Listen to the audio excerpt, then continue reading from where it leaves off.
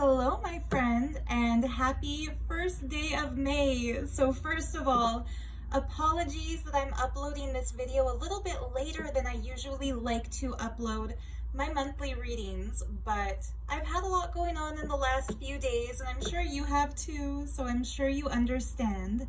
I've also noticed that upload speeds are taking a lot longer than they used to, so for this month, until I get that figured out, I'm going to do a collective reading as opposed to a pick a card, pick a pendant style reading. So if you're here, this message is for you. Just sit back, relax, and let me know if it resonates. The theme for the reading is about endings and new beginnings. And I really feel that we are all collectively going through something transitional and transformational right now. And for some of us, it might feel hard to let go or difficult because of our attachment to what we thought up until now was something meant to be or something destined or something good. And yet I believe that the lesson we're all learning is that when we have to let go of something that we thought was great, what we're rewarded with by the universe when we flow with it and allow the transition to happen is that whatever is taken away from us will be replaced by something even better. And so this transitional theme that I'm picking up on for our collective vibe at the moment, it was sparked the other day when I got home from a long walk to find this little note taped to my door by my landlord of all people. And I noticed that all the neighbors in my neighborhood had a similar note taped to their front doors. So it was kind of like a little random act of kindness by the property owners. And the note says, "Saying goodbye may be painful, but just like the sun rises and lights pour into your window, all nights must end for a greater start." And the way that, of course, they've kind of awkwardly broken up these sentences is so that the first letters spell out spring.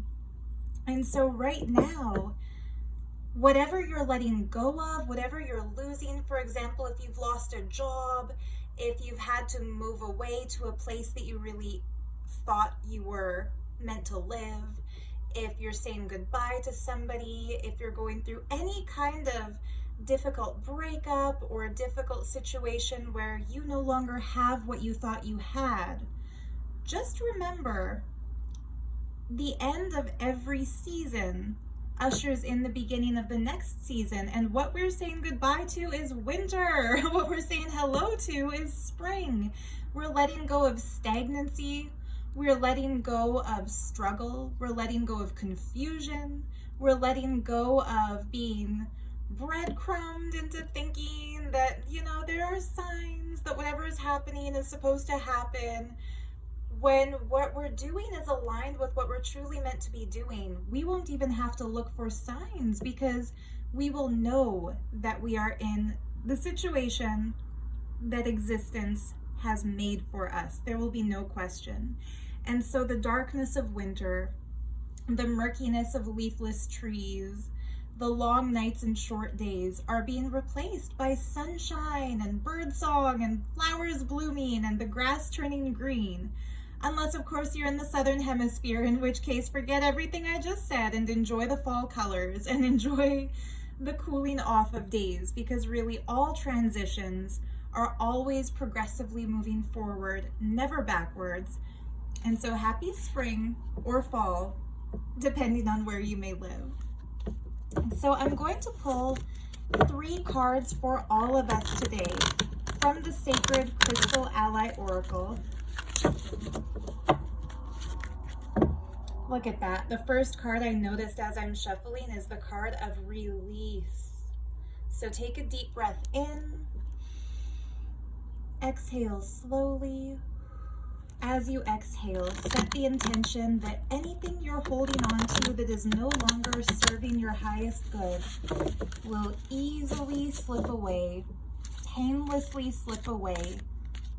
If you're letting go of a job or a place or a person or a situation,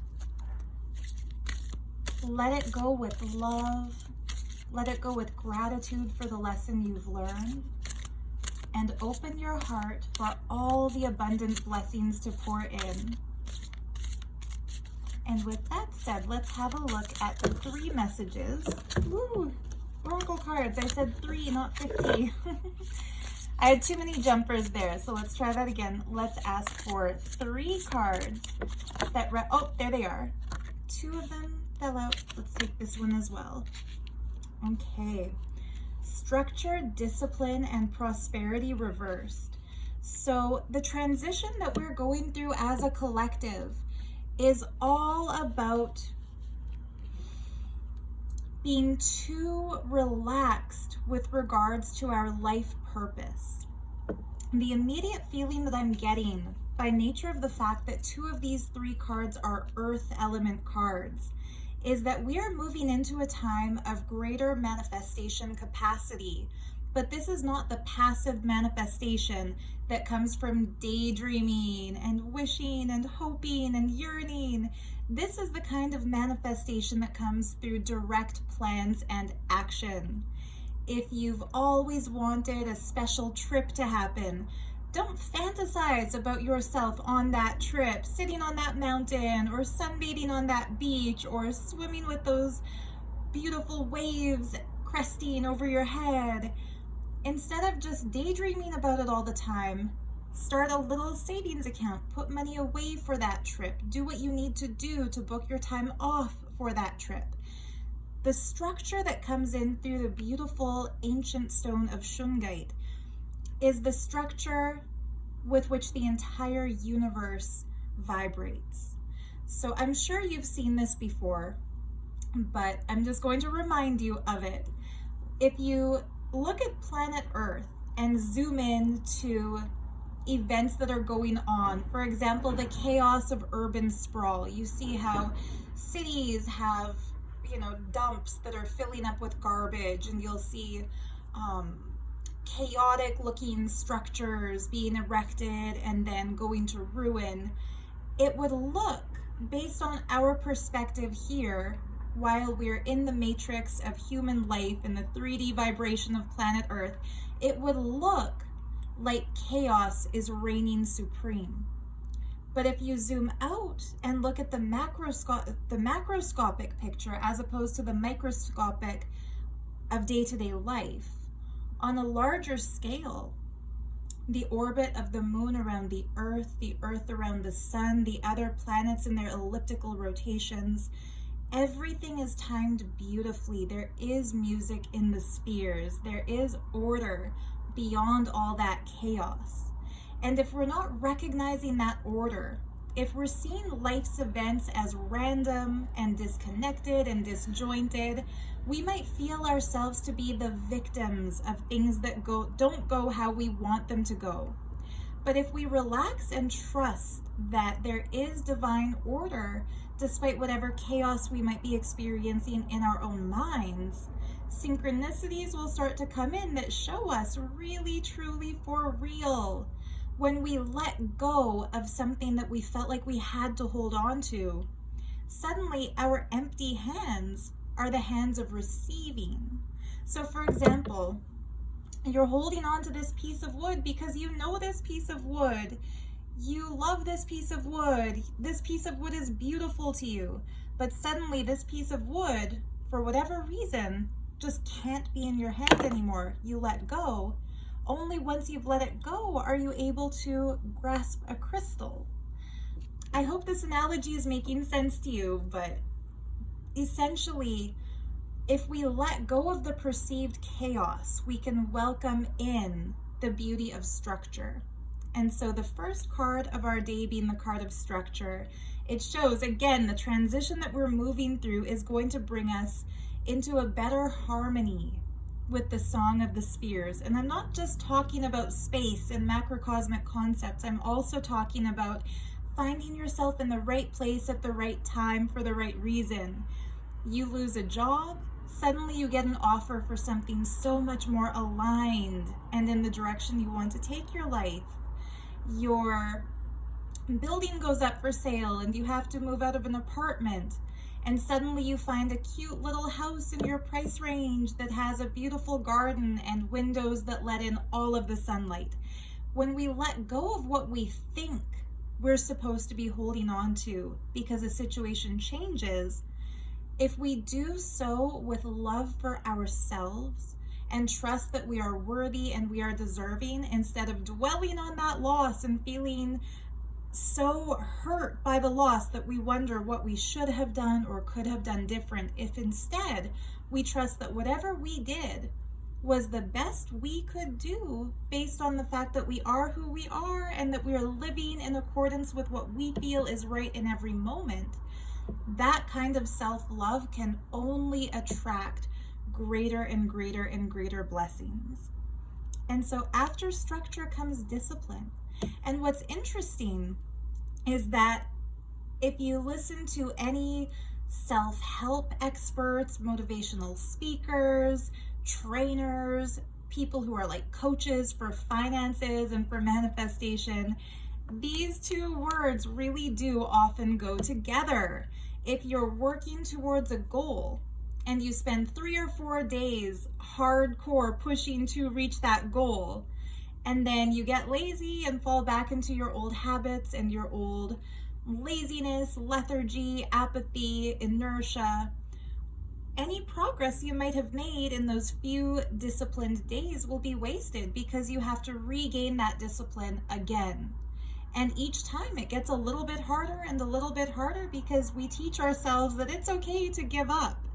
But when we are structured about our discipline, when we set realistic goals for ourselves, when we decide a few small changes that we're going to make and consistently we stick to those small changes, it's not difficult to have discipline. And discipline is not a bad word, it's not a hard word, it's a good word when you learn the stability that you feel once you bring this reality into your life, once you bring the power of stability into your life. So I'll give you an example of how I've started implementing discipline in my life to make changes for the better. There have been times when I felt overwhelmed by the idea of balancing my jewelry shop on Etsy with my journal shop on Etsy, and I felt like I had to choose which one to make my primary focus. Should I make more crystal healing talismans, or should I do more junk journals? And if you don't know what junk journals are, I happen to have one right next to my camera here. It's basically a book where each paper is different and lots of different fabrics and things are tucked into it. It has texture, it has color, old jewelry pieces kind of recycled into the design, beads hanging from it. It's kind of my crafty little passion. I love making these books. So in the past, I used to feel conflicted that I had to choose between what pays the bills, which is the jewelry, or what I really love to make, which is the journals. And so I've realized if I discipline myself, and I'm not talking about beating myself up, people, if I discipline myself by deciding every single day I will do something.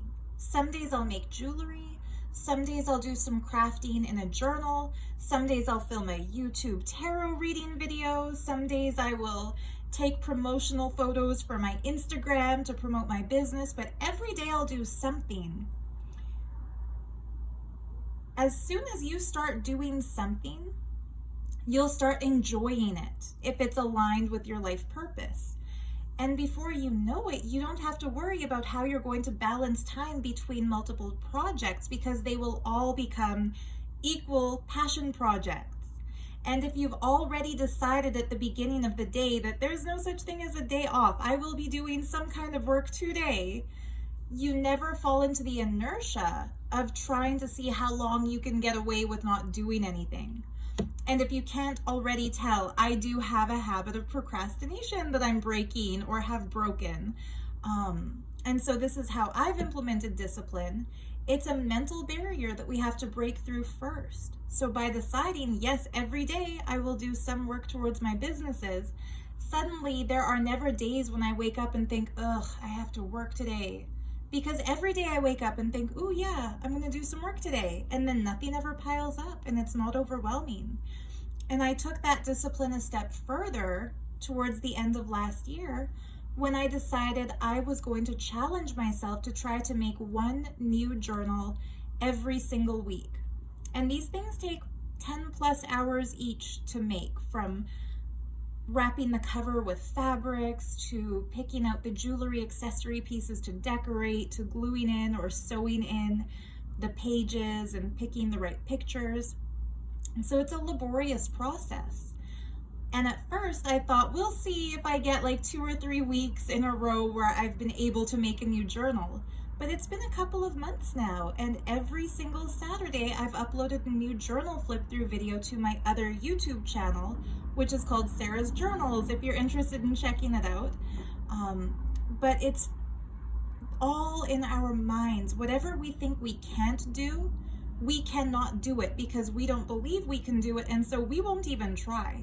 So if there's anything that you think you're not capable of doing, you are correct. You cannot do it. But if you shift your thinking to simply say, I don't know whether or not I can do this thing, assuming it's something you want to do, I don't know whether or not I can, but I'm gonna try and see how far I get, you might just break past your own expectations. And so discipline doesn't have to mean forcing yourself or deciding from today on, every single day I'm going to walk 20,000 steps or run 5 miles or go to the gym and spend an hour working out, or, you know, eat only the healthiest possible foods with the most micronutrients and the highest whatever density, blah, blah, blah. Like, discipline doesn't mean that you are now forcing yourself to do something that's difficult. It means you let go of the false narrative where you tell yourself that you can't. And you decide that you are going to give yourself a chance and try.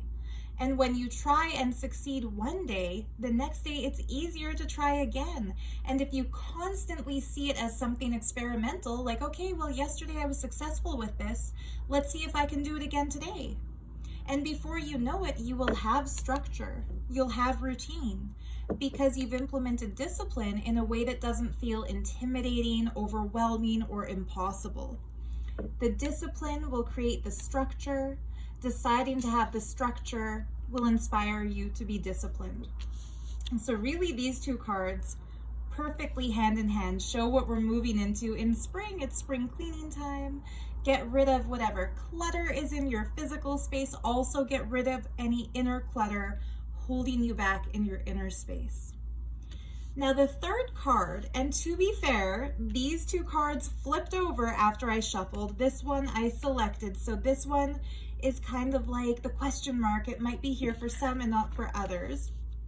It's the card of prosperity, represented by the gemstone of garnet, and it did come up reversed. Now when prosperity is reversed, it's showing a lack mentality, a lack of appreciation for our blessings, a lack of recognition of our blessings.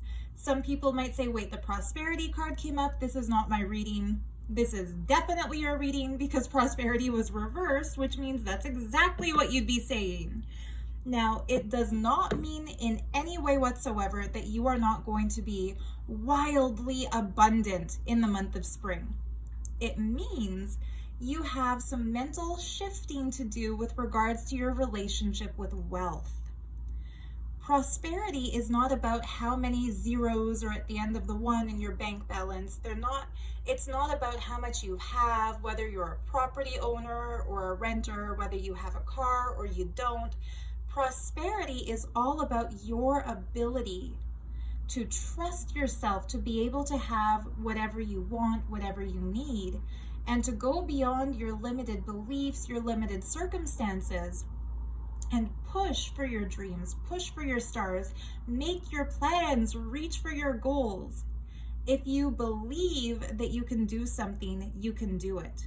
If you believe that you lack abundance, it's going to be very, very difficult to become abundant. But if you let go of the belief that you can't, it might be difficult to believe you're going to be wealthy tomorrow. Remember what I was saying about discipline and structure. If you have never been regular about exercising, if you've never gone for a walk every single day and started your day with fruits and healthy snacks and all of that on a consistent basis, you might feel like, oh, it's impossible for me to eat well and exercise consistently. In order to make the shift, you don't have to suddenly believe, oh yeah, I can do that. You just have to believe that it's possible and you don't know that you can't. Does that make sense to you? You don't have to immediately believe that you are wealthy.